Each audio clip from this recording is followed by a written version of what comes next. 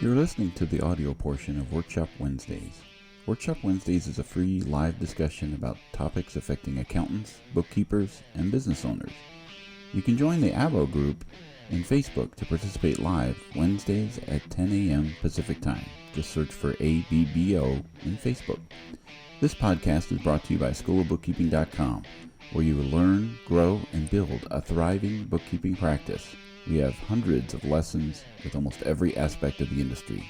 Start your free month today at Schoolofbookkeeping.com. Well, welcome to an international version of Workshop Wednesday today, and we're all in different locations. So I'm in Seattle, Washington at my son's house. And Rachel, where are you today? I am in New Jersey. I'm on the Jersey Shore.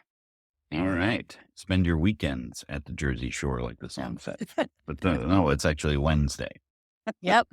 And we're joined today by Ash from nettTracker. And where are you? Because you get the international label today. No, thanks for having us on. Yes, I'm in the UK, United Kingdom, in the east, in the sort of countryside a little bit. So Cambridge is the closest city, if you like. Got it. So we had a couple weeks ago, Rachel and I were talking, and we demoed the fixed asset depreciation, very exciting workshop that we did there and in QuickBooks Online Advanced. And I wanted to share that in the comments here. So if you hadn't caught that a couple weeks ago about the depreciation calculator that's in QuickBooks Online Advanced, you can certainly check that out on our YouTube channel. Appreciate that. But the whole thing about that is that there's a but when it comes to depreciation calculation in QuickBooks Online.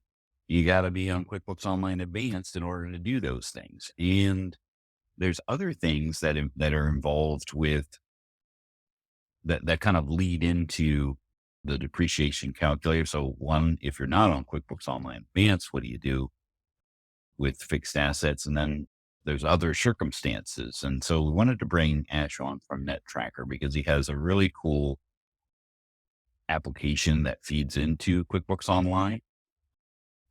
So talk a little bit about, Ash, the genesis of nettTracker, because did you just create this out of the blue, or was this out of a necessity? So, yeah, no, it didn't just come out of the blue, Dan. So, a little bit, not quite. And so, a little bit of background on me. So, I've worked in accounting and bookkeeping for quite a while. The last 10 years, been heavily involved with QuickBooks training in the UK. So I'm one of the UK TWN, if you like. I used to travel around basically all of the countryside doing classroom training.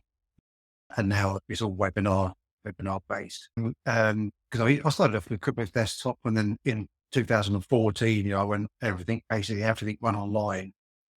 And while I was doing lots of training, I had my own little bookkeeping practice as well. And some of those clients had, management reporting requirements. And I also used to work for a firm of accountants, and part of that job involved preparing accounts at the end of the year. And basically I'd always get to the point where I'm doing something and there is fixed assets to deal with.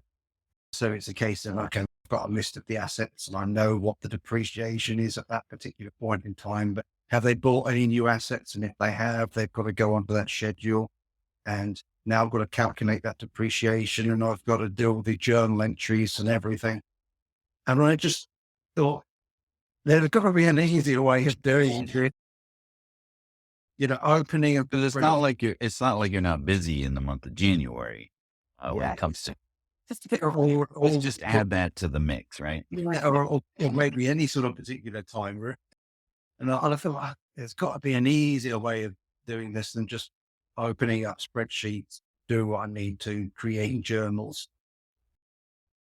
So I'd had basically this idea, this concept had been in my mind for probably since the first QuickBooks Connect that I went to in the UK, which was probably about 2015, 16. I've been thinking about this, but and then it wasn't until 3 years later that I happened to sort of meet someone that I could create it with, really. But it's been brewing for a while.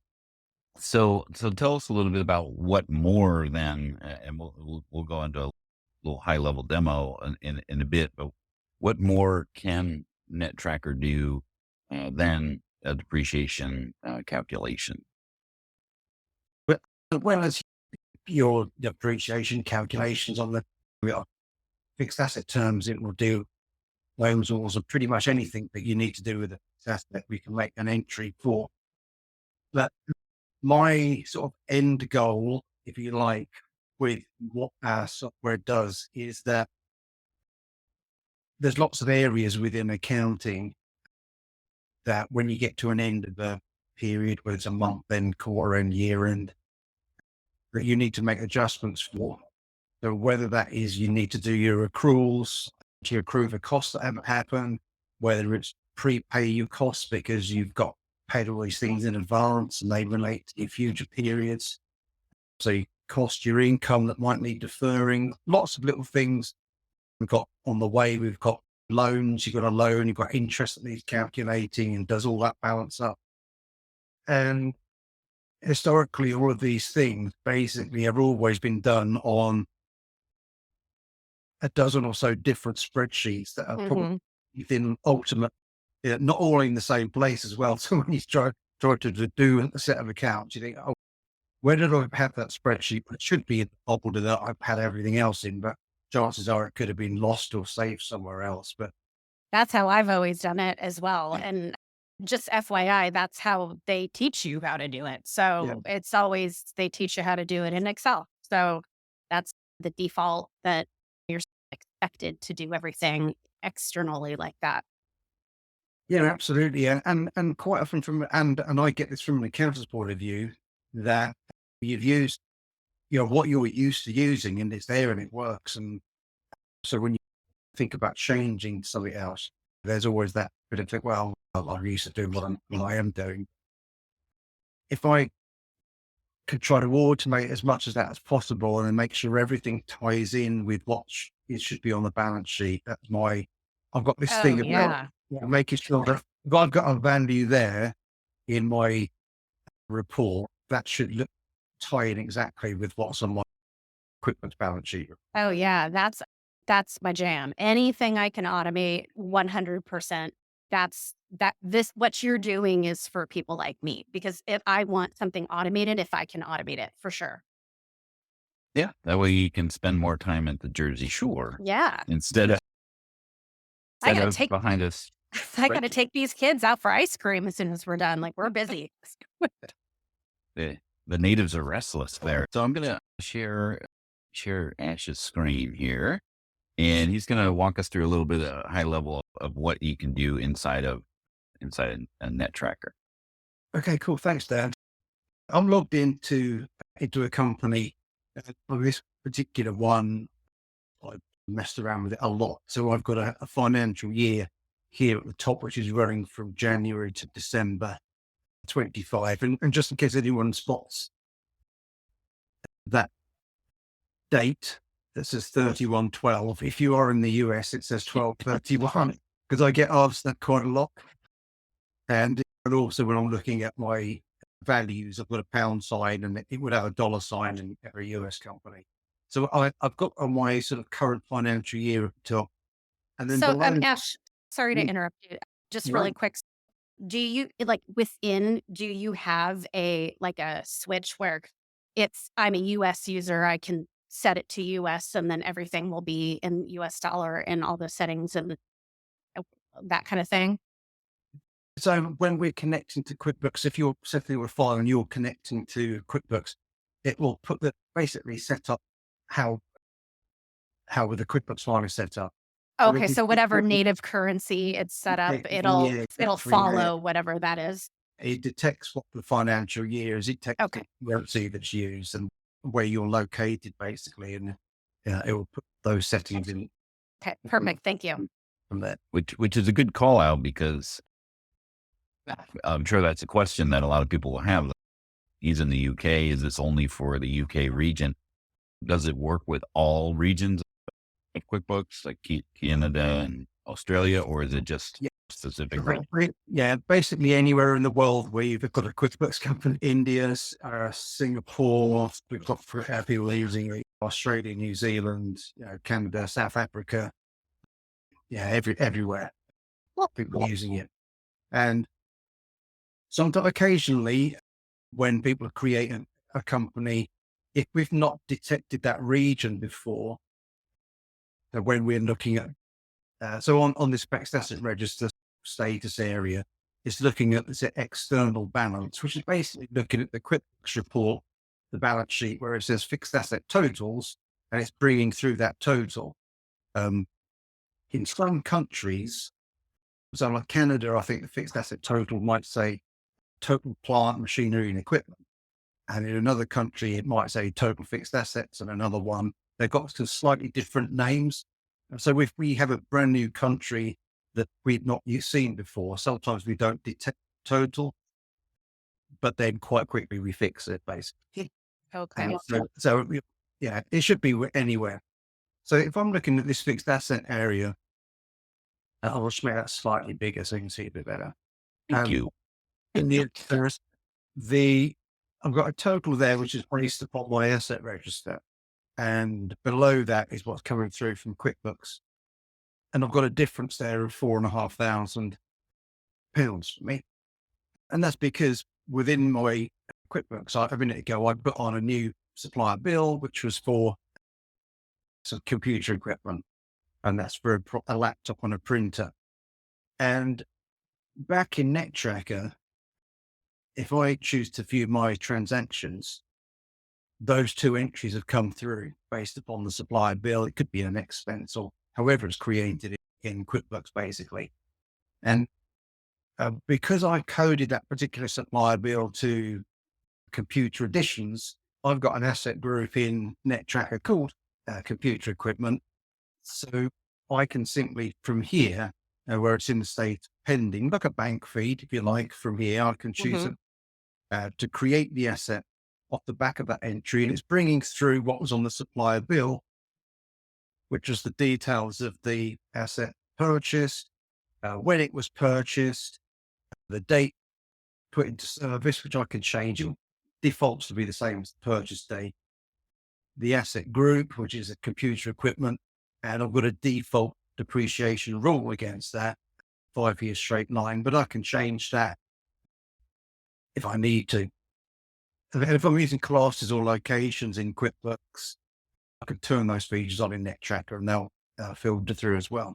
So I'll just click OK to add that, and I'll just add the other one as well. So if I pop back to the dashboard now, and that refreshes, now my asset register has been updated. I don't have any difference between the asset register and the balance sheet because I've captured absolutely everything. If I look at the asset register, this is made up of however many asset groups I have. I've only got two here, which is computer equipment and motor vehicles. And if I go to the last page of this asset group and just come down, that's not the last page.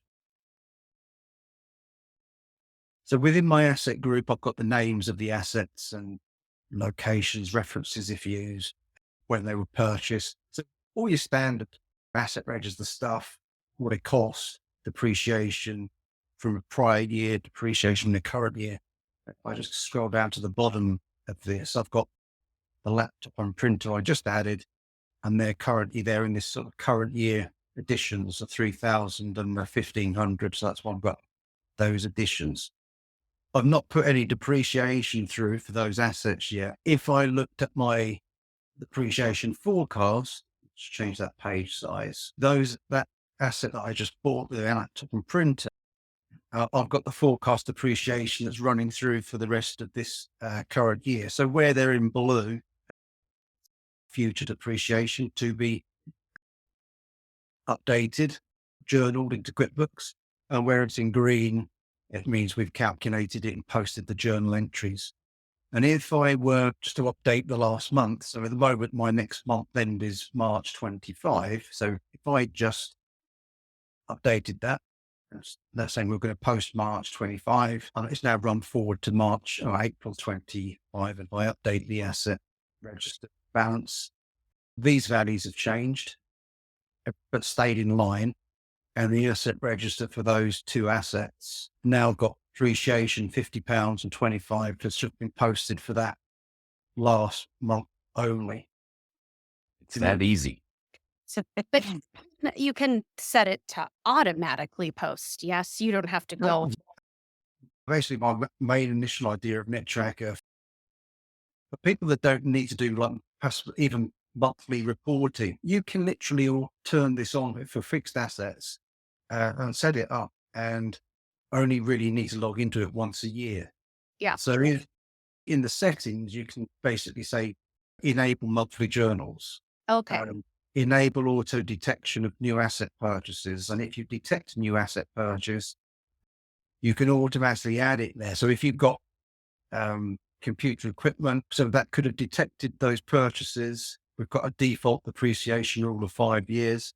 So it would detect the purchase, and you can set a threshold for the value. So I see. Yeah. because So it sees it in the bill when you enter the bill in QuickBooks. If it's coded to that account, when you put it in, it'll catch it on this side and it'll see, oh, it's over a threshold and it's going to this account. It automatically will put it in this register and set it up. Yeah. Exactly. Yeah. Because if someone supports some office supplies that was at $25, Right. they wouldn't really go on the asset register. Probably not. Exactly. Yeah. But Not going to depreciate your ink. Yeah, exactly. You probably don't need to do that. But the thing is, even if that did happen, and it may do, if one of those assets went on by mistake, it was a duplicate, and I started posting the depreciation, if I delete the asset, so if I selected an asset and chose to delete it, there's a delete option. And when you do go through this sort of check, you can say, do you want to reverse any depreciation? And when do you want to do, what date you want to do that? So it will automatically create a journal to reverse any depreciation that you didn't want to go through. Cool. Because again, if I just deleted the asset and didn't do that, and the depreciation's already in the balance sheet, then straight away my balances aren't going to agree, because I've got $25 of the depreciation has been posted, and I'll have a difference. So even if I delete the bill, delete the asset, if I don't reverse the depreciation, things don't agree. Ash, when Rachel and I were talking about the QBO fixed asset, there were 3 main depreciation bases, 3 bases of depreciation. Do you follow those main 3 ones, or do you have all of the? Yeah, I think they had straight line, maybe double declining, and maybe something else. So in terms of Whether or not you wanted to depreciate it all in a straight line or balloon it up front. Oh yeah, look at him. Look at him. He's got all kinds of different ones. with the depreciation rules, we've got a few different methods really that we can follow. So in terms of, so if I were to create, there's about a dozen that are in here by default, a mixture of straight line, reducing balance, double decline. If I wanted to create another rule, you just give the rule whatever name you'd like, basically, and then you've got some different types. So straight line over a number of years, even though it's fine, even if a 5-year straight line, all of our adjustments are always monthly, so that would just create 60 adjustments for depreciation over 5 years. Yeah, reducing balance, which is just your percentage, your declining balance, and then we've got the double decline over the number of years, and we've got straight line over a number of months. So if you've got leasehold improvements is a good example, where sometimes the thing that you're depreciating is not going to be exactly 3 years, because you're only going to, you've got, 42 months left leasing that building that you're in with the improvements in. we don't do part years. So we need to do a straight line month so that we can make sure that it's over the exact number of periods that you need.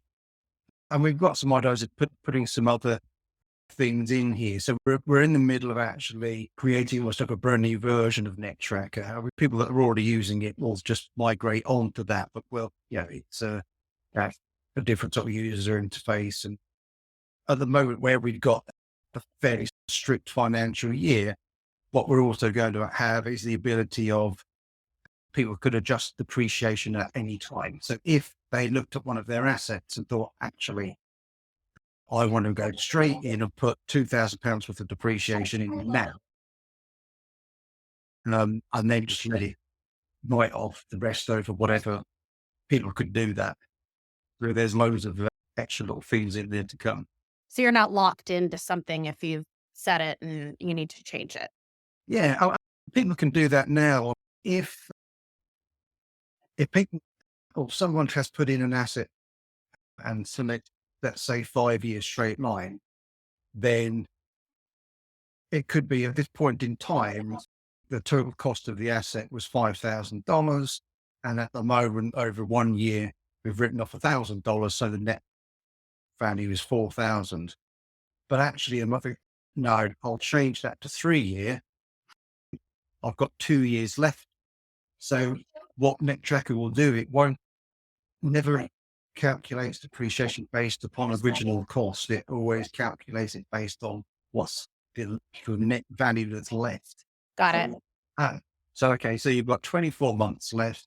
You've got $4,000 net value. So it'll be 4,000 divided by the 24 months, and we'll write it off over that period in time instead. Okay. Now, we had a quick answer from the past week, so it was like serendipitous that you were coming on, because of the three of us, I'm not the accountant in the room. The situation was they had a vehicle and it was totaled in a car crash. What about disposal of, like, what is the accounting thing to do, Rachel or Ash, about they were depreciating it off? Does that all go to depreciation, or do they go to a different count to basically reduce the value to nothing at that point, because it's disposed of at that? Yeah, Ash, you can explain how you would do that in as it pertains to your. Okay. Yeah, sure. No problem. If I'm looking at my assets, I've got any motor vehicles. I've got one left. So this particular car has got a cost 50,000, and the book value of this at this point in time is 32.5. So if that was wrecked, basically we could choose to dispose of it. And when you dispose, you put in the date disposal. So I'll just select the date here, which is going to be 15th of April in there. If we had any sale proceeds from that, I can note it, although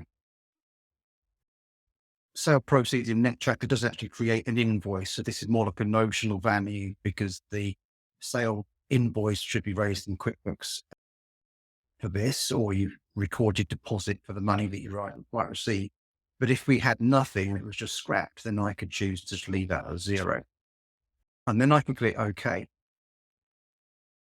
Now, what that will do is we'll mark that as disposed, and that will show now that I basically got a loss in my accounts. And if I go to take a look at the journal that's just created, it's based on, depending on how I've set up my account mappings, because it will take the value out of my balance sheet. So it's reduced my balance sheet by 50,000 for the cost. It has put 17,000 back in the balance sheet because that was depreciation that was provided. But overall, I've got two values which have gone to this account in the profit and loss for gains and loss on disposal, which net off like now. So in fact, if I looked at my reports, and let's look at the profit and loss or this is for April 25, if I ran that before. So essentially, and as I'm watching you do this, you will pre-map those sorts of things for disposal of assets, whatever that happens to be. And then if this is a specific thing that they wanted to show itemized out on their profit and loss, total asset, total loss of vehicle or what have you, they could either create a new account, change the transaction, or just notate that transaction in a memo or something like that, right?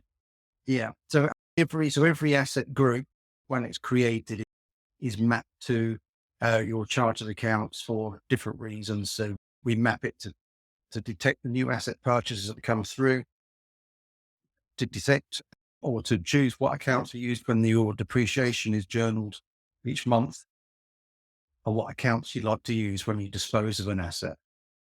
So that means that really, whenever you do anything, then you don't have to think about what double entries you need to do, because the nettTracker will actually do it for you. Yeah, because if you have it maybe against a note payable or something like that, and then you get maybe an insurance payout or something like that, it can go against the note payable. You probably wouldn't have a disposal expense. It all just depends. Yeah. That's what I told them. It depends. Don't you just love that? It always depends.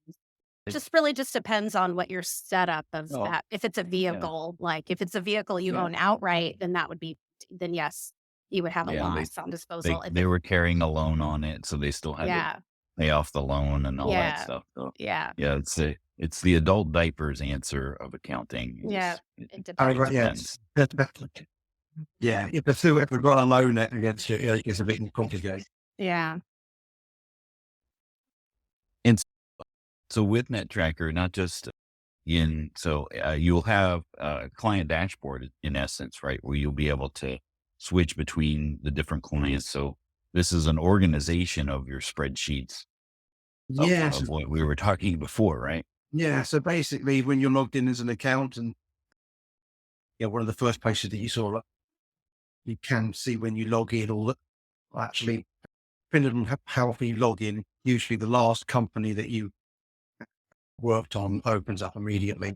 But then if you need to open up a different client, you just go back to your view companies and they're all listed.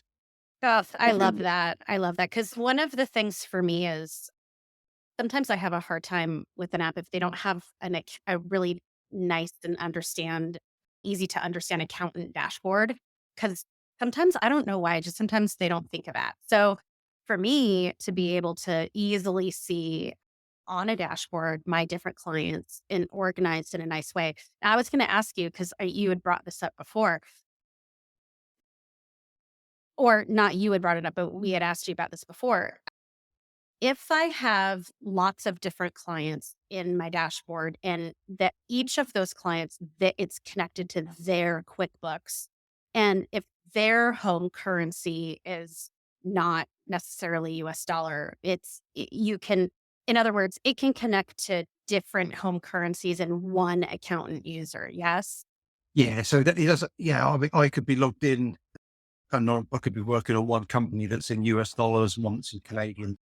Okay. That's what I wanted to make sure, because I wasn't sure if it had to be like an independent file that was connected to their home currency, but those were just like business users. But so an accountant user, I can connect several different QBOs, and those individual ones can be in different home currencies. Yeah, absolutely. Okay. Really, just in some instances, as a dependent, it doesn't matter really who pays for the subscription. So an accountant could just decide to set it up, and because it makes their life easier, they'll set it up and they'll use it with their clients. Sometimes their clients just don't even know that their account is using. Yeah. Yeah. Sometimes they'll have business owners or the accountant in business, in industry, that is using nettTracker, and then they'll invite an accountant to log into it and view it. Gotcha. Basically, there's no sort of restrictions on users. So you can have as many within a practice as well. Oh man, that's nice. That was my next question is it per, can you have team members and invite team members and grant them access to certain So clients? if I'm looking at my organization and look at my sort of details and look at so there's my contacts and users. So within here, I've got different users, different email addresses. And if I can edit the user, which is basically their permissions really, and I can update which companies they have access to. So I can add a user, just like you do in QuickBooks, but they don't necessarily have to access to every single one of the clients that's in here. So it could be that they've only got access to a couple. So I can see that there's basically 3 levels of access, which is no access at all. The standard user, which can add assets and press the button to process the depreciation. Owner has the administration rights, so changing company admin settings, changing the financial year, and adding other users, that sort of thing. That's what the owner can do. Okay. And then as far as like the model for the application itself, is there a cost per company, or do you have a tier where it's a group of companies, or how does that work typically for nettTracker in general? So current pricing at the moment is, so there are tiered levels, and it's the same with really pricing for an accounting firm or for a business. But it tends to benefit the accountants more if they're adding more companies. So if you have one single company, it's £15 a month, and all of our pricing is in pounds. So that's approximately, I think, $90, the current rate. As soon as a company adds like company number 2, the company number 2 is £2.50. So if you've added if you've got 5 companies as an example, so you've got 4 companies at £2.50 and one 15. So your 5 companies is basically then £25. So when you average it out, then that's £5 a company, or $6, $7 a company. And then once you've got sort of 10, 20, then it's when you average it out again, it's a lot less. Right. Now you've been nice enough to offer a promo code for folks watching. So I wanted where is it now? There it is. So there's a QR code on here. If you use the promo code SCHOOL 2024, you actually get a 90-day free trial. Ooh. nettTracker to try it out before that first. So that gives you an opportunity to add all those 5-10 clients to minimize the cost of that first company connection. I love that, because I always explain to people, like, we're not in we're not in 2007. We don't need to be in Excel anymore. Get out of the spreadsheets. We've moved beyond. Yeah. Gosh, I had a little story. I could say a little story about. I think I lost a client once about 10 years ago, and I said we're not in 1990 something. They not sending everything over in a spreadsheet. Oh my God. Okay, so I'm not the only one that says 2007 called, like they asked for your spreadsheets back. Yeah, all right, yeah. I'm not always that sassy. Yeah, I meant it slightly in jest, but unfortunately, she took much offense to that. I've definitely gotten in trouble for that before too. I actually had somebody get not very happy with me. They thought I didn't know how to use Excel, and I was like, no, that's not exactly it. It's just that we've moved beyond. We're automating things, people. Like, we don't want to go into. Yeah. But my biggest gripe with it is that sometimes I'll have a new client or something like that, and they just want to send spreadsheets back and forth over email. And I have to explain, like, no way. I just can't do it like that, because it's just a big mess. So really, this is the best of everything to manage everything in a cloud-based dashboard that feeds into QuickBooks, and you can manage multiple clients at a time. And it's the greatest thing ever. Thank you very Sliced much. bread is sliced bread or seal of approval from QuickBooks. That's pretty good. And this will only connect with QuickBooks Online. Is there a way to export things or things if they do have a QuickBooks Desktop, or is it that's not really the whole idea of nettTracker? Yeah, so you can use nettTracker standalone. So if you are using QuickBooks Desktop, you can even with your QuickBooks Online, when you set it up initially, you can import your existing assets, and there's a template to download, copy details into it, and upload. So you've got your starting position. Then, in terms of if you are using desktop, then to get your monthly depreciation values, if I'm looking at the depreciation forecast, then I can download that. I'd need to subtotal it by, because once it's downloaded, it will show you the asset group. So you'll be able to subtotal it by asset group to get your monthly charge, to get your values. One of the things that we're bringing through in our new version while we're working on it is the ability of actually downloading a journal, because in the background, we are creating, even when it is standalone, we are creating the journal entries, but no one can actually see them. So that's what our next sort of on our links. If it is standalone, download the journal. And also, and what we've had occasionally is, even when people are connected, they can obviously, the journals that should be posting exactly as they need to. But are you able to bring them down as a PBT file, or are they as like an IIF or Excel file? Yeah, as an Excel file with the journals. But yeah, so occasionally some people will delete the journal in quick by mistake and say, "Oh, I've deleted that journal. Can I have it?" And at the moment we can't, but that's one of those things that we are working on, so people can just get the journal again whenever they need it. Can I also ask you, this is, it works with all QBO subscription levels, yes, including Simple Start? Yes. Okay. I haven't tried it with Ledger yet. I meant, Mm. um, Oh, yeah. I don't know. I would imagine there wouldn't be a problem with Ledger because Ledger is Simple Start without customers. yeah. So, so essentially you'll have the same back-end functionality, everything but customers. So anything sales related, which wouldn't be what you're talking about here. Yeah. You're talking about the asset side, the business side of things.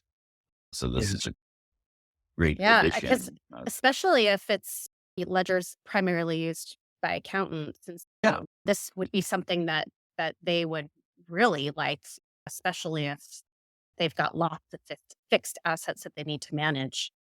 I'm trying to do the foreign currency exchange of $10 for Ledger and then £2.50, as you said, for the additional clients. So that's like what, $3 or something like that, or about. So that's $13 for basically an accounting suite of write-up work. Yeah. And then you do other things in addition to fixed assets, as we talked about. So like the prepaid expenses or revenue recognition, if you want to split something out over a course of additional months to recognize that revenue, right? Yeah. So at the moment, we can make adjustments for either accrued income, deferred income, prepaid expenses, or accrued. Did I say that twice? I forgot which ones were there. There's 4 options. Now you've got the option if I were to look at my accrual and prepayment groups. So here I've got accrued expenses and prepaid. And if I were creating additional groups, so these are my types, basically, accrued expenses, accrued income, prepaid expenses, and deferred income. and I've just got the sort of the two types within here at the moment, and you can have multiple items or types within your group. So these are your balance sheet accounts. I've got two prepaid balance sheet accounts. Sometimes I'll just have the one usually. And the benefit of having NetTracker is that you don't really need to have 10 different balance sheet accounts because we're keeping an eye on them really.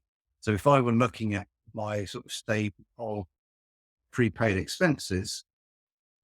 Oh, this is cool to have a whole schedule here in this back end, and then you just have one line on your balance sheet. Oh, I like that. Yeah.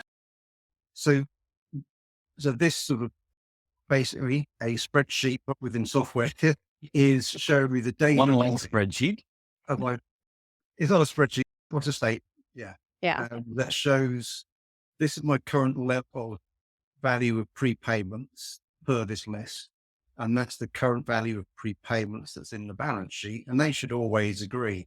So as they are being added in different ways, so I can see the ones that are in green are in a zero because they've basically been fulfilled. They've been prepayments have been released.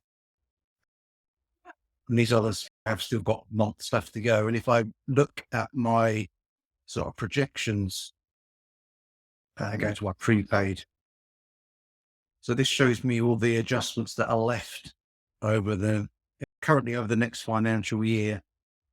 So I can see there I've got different adjustments going through each month. And again, I can download that into Excel if I want to look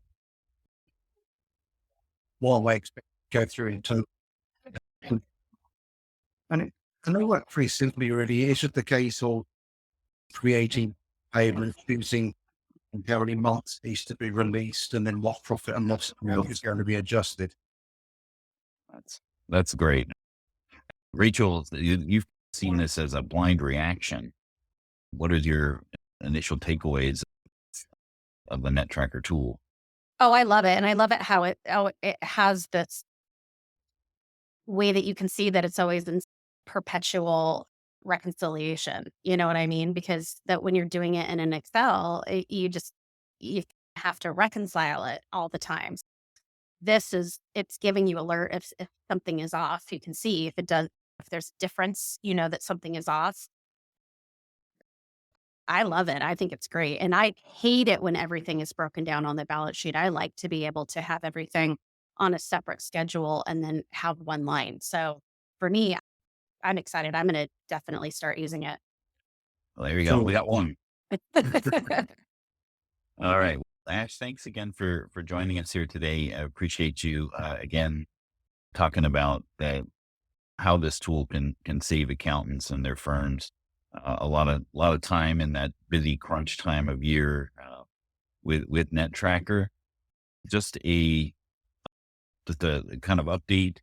We are going to take a 3-week hiatus, so we'll be back in 3 weeks. Because if you have been following anything about me personally on Facebook, my wife got her ankle fused on Monday, and those follow-ups are exactly at the same time of our workshop. So we'll just take a couple weeks off there, and then we'll be back up with a new session on the workshop Wednesday. But Ash, again, thank you again for joining us today. And Rachel, always great to see you. Ash, any closing thoughts? No, well, just say, Dan, Rachel, thank you very much for having me on. It's always a pleasure, and I won't expect you today, Rachel. And I've known you a couple of years now, and always great to catch up. Within we've got plenty of support articles and everything available in NetTracker as well. With my sort of support background, I've tried to make it as user-friendly as humanly possible. And I'm always trying to update that as well. I'm always listening to feedback from anyone that's using it. So all of the little tweaks that we make and are about to make some huge ones over the next few months are all basically based on what our users have said. This would be easier if we did that, or if we could do this. And so, everything is taken on board. Is it netttracker.com? Yeah, so the website is net-tracker.com. Dash. Okay. I'm not quite sure if there was a really simple way to do that way to begin with, but yeah, that's Yep, it is. yeah. Okay. Perfect. I'm bookmarking it right now. Cool. There we go. All right. So we'll see you next time on the Workshop Wednesday, and we'll hope everybody has a great week ahead. Bye. See ya. Take care. And that wraps up another insightful episode of Workshop Wednesday, brought to you by Schoolofbookkeeping.com. We hope you enjoyed today's discussion and took away some valuable tips and strategies to enhance your bookkeeping practice. Remember, if you want to stay ahead in the world of bookkeeping and accounting, be sure to visit Schoolofbookkeeping.com. With a wide range of courses, resources, and expert guidance, you'll find everything you need to sharpen your skills and boost your career. Don't forget to subscribe to our podcast on your favorite platform so you never miss an episode. And if you enjoyed today's show, please take a moment to leave us a review on your podcast platform of choice. Your reviews help us reach more listeners and continue to bring you the best content every week. If you have questions or topics you'd like us to cover, reach out to us on social media or send us an email at support@schoolofbookkeeping.com. We love hearing from our listeners and are always looking for new ideas to explore. Thanks for tuning in to Workshop Wednesday. Until next time, keep learning, keep growing, and keep excelling in your bookkeeping journey. I'm Dan DeLong, and we'll see you next week.